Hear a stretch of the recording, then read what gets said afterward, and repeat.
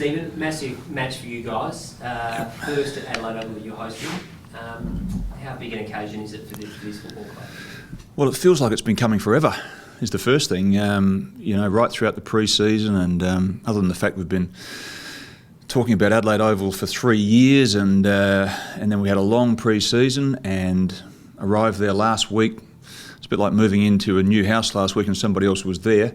But it just feels like it's a long time coming, and I'm sure it does for our members as well. That said, having got last week out of the way, there is a really genuine sense of bubble and excitement about getting into Adelaide Oval and having our turn of the home game.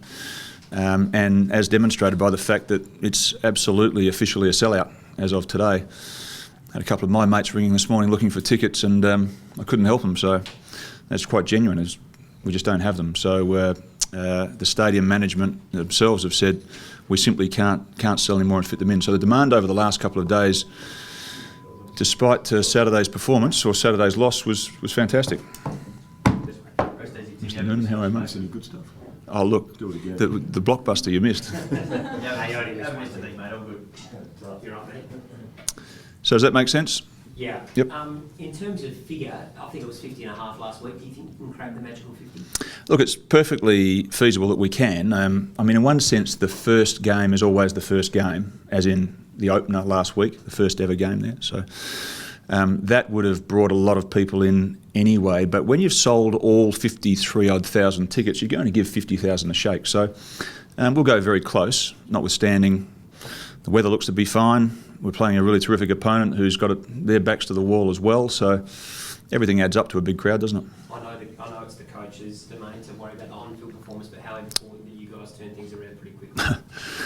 Well, it's vital that we put a really strong performance on the board, because whilst the last couple of weeks we've shown glimpses, everyone knows that we haven't been able to finish, been able to close it out. So I am the same as every member who'll sit on the mound or in the outer this week, and those that are sitting at home and watching, will be on the edge of our seat to see if we can finish the game more strongly than we have in the past couple of weeks. Have you got any tricks up there? I know Shutsy said you can't give much away, but you've got a few tricks up your sleeve for openings and what the fans... I thought you were going to talk about the game. The coach asked me today if I'd play at centre-half forward, and I said, I'm not sure we have that position anymore. Look, we've got a lot of planning under our belts for this first home game, both inside the stadium and outside, and that is about engaging our people better, and with the new stadium and its increased capacity to be able to, from an AV point of view, for example, Tom, do some really terrific things. We've been working long and hard about how we present the game better, pre-game, in-game, how we activate that AV, get people involved. The detail of which will be on show on Saturday, but there's been a lot of work that's gone into it, so I'm really confident it'll be good. Big on-field performance for the first 2 weeks. Have you been frustrated, encouraged? What's been your overriding emotion the last 2 weeks? Are you talking about the form, or are you talking about the off-field? Form. Look, there's enough there to know that we can still be a really dangerous football team. And I know there's been a lot of emotion since the weekend, and I completely understand that, because we all feel the same way. It hurts. But there's still a lot of ability in that side that just isn't at maximum capacity, maximum output at the moment. And when we can get it there, and we needed to get there quickly, you'll see different results, I've got no doubt. Did you learn anything from how Port managed today on the weekend, and is there any thought behind, creating a bit of a point of difference in your game day experience? There's a couple of angles to that which I think are really quite enlightened. One is that there are some things that we'll do differently because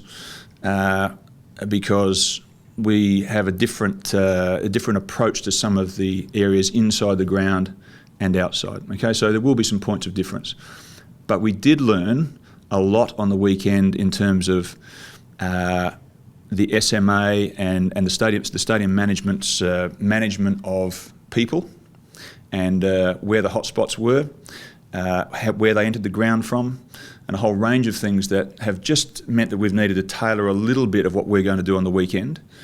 So the short answer is we've learned a lot from the first round in a whole range of ways, not necessarily from the activation of the opponents, but just the functioning of the ground.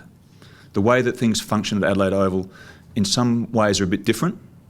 Okay, so we learned a lot from that. There are lots of note-taking going on so that we can make sure that for our customers who turn up this week, it's as good as it possibly can be. Now, I don't just mean that from a fan engagement point of view, from an entertainment point of view. I mean making their experience, in terms of finding their seats, in terms of the back of house service, all being right off the top shelf, making it as good as we can be. That's what we learnt last week.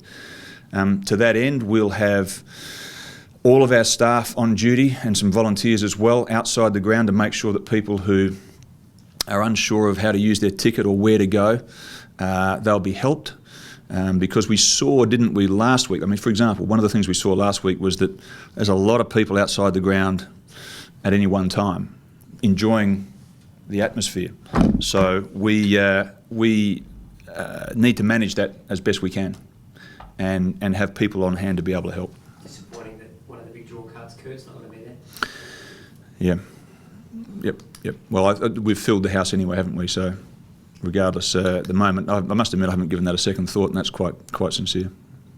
You mentioned that it has been 3 years in the making. Would you say that this is a dream come true now to have a sold-out crowd? It's not a dream come true necessarily, but it's certainly very gratifying that having put so much work and time and effort into it, and that's not just our club, that's everybody, that it can be so well received by people, both last week and indeed this week. So it's now our responsibility to put on a good show, and that means outside the ground, it means inside the ground, even before the players hit the arena, and of course it means once the ball's bounced. So, it's a much overused word in footy is excited, but we're genuinely excited as a footy club to get there finally, play our home game, put our people in their new home, make the transition for them as smooth as we possibly can, give them a great experience, and then hopefully they and others want to keep coming back. Well, look, guys, I'll just ask you, are you worried there might be some empty seats, Trigg, after a slow start to the season, there might not be a full house as you might hope? Yeah, so Tim, it's a good question, and we don't know at the moment because there are some times down here, as you probably know, that we had a sellout status and we might have had a crowd of 36,000, 38,000. So you've got a no-show rate there that's quite high.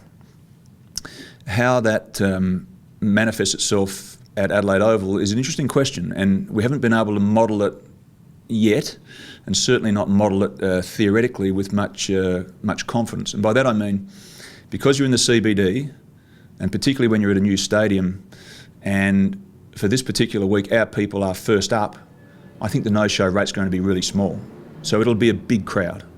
And as I say, the weather's great, so I don't think there'll be many empty seats at all, but it'll be interesting to see how that show rate holds up as the season goes on.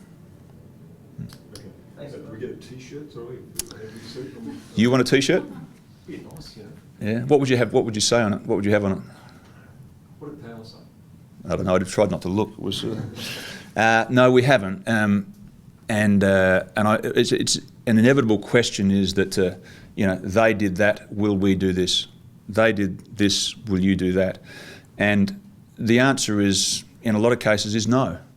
In that particular instance, we've chosen to do some other things that we think will engage our fans better, that will have them feel closer to the club, that will be audio-visually more stunning, including some things outside the ground. So let's just see whether it works, but that's the plan. As I say, we're not mimicking anything that anybody else has done. Anything special in the dressing rooms? I know Powell had some trouble making themselves feel at home there. Anything there to inspire the team? Well, we've dressed up the rooms. We had essentially done that, Tim, last start.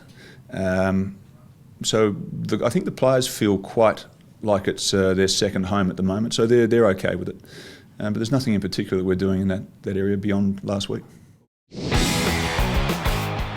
Want to stay connected with the Crows? Like us on Facebook.